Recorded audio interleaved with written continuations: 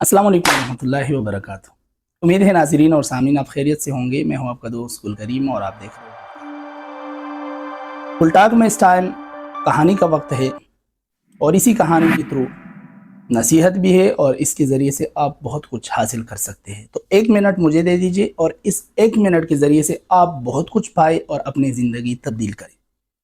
दोस्तों, अक्सर आपने देखा होगा कि गंदगी के ढेर के ऊपर, रोडों के किनारे के ऊपर कुत्ते बैठे होते हैं। जब कभी वहां से मोटरसाइकिल गुजरता है या गाड़ी गुजरती है तो काफ़ी फासले तक उसके पीछे दौड़ते हैं और दौड़ने के साथ साथ वो भौंकते हैं, शोर गुल करते हैं। ना तो ये कुत्ता आपसे गाड़ी छीनना चाहती है, ना मोटरसाइकिल चलाना चाहती है और ना गाड़ी और मोटरसाइकिल के ऊपर ये बैठना चाहते हैं, इसको अपने कब्जे में लेना चाहते हैं, बल्कि वैसे ही काफी फासले तक आपके पीछे दौड़ते रहते हैं और फिर वापस आके उस गंदगी के ढेर के ऊपर या किनारे के ऊपर बैठ जाते हैं। बिल्कुल इसी तरह जिंदगी में कुछ लोग बगैर किसी मकसद के आपके पीछे भौंकते हैं,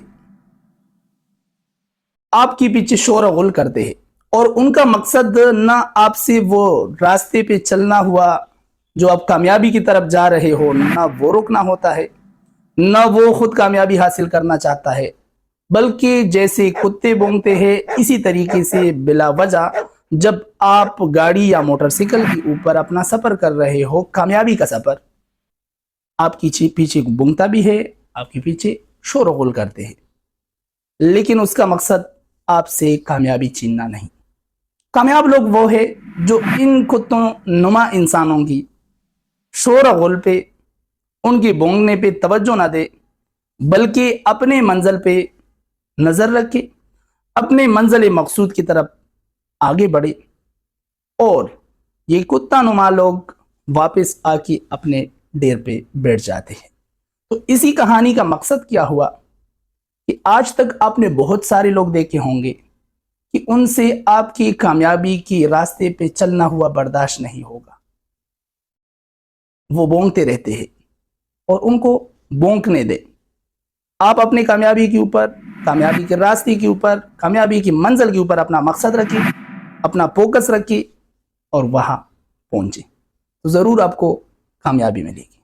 स्टोरी आपको कैसी लगी? इस किस्म की स्टोरीज के लिए हमारे चैनल के रियल का विजिट करें और आपको मुख्तलिफ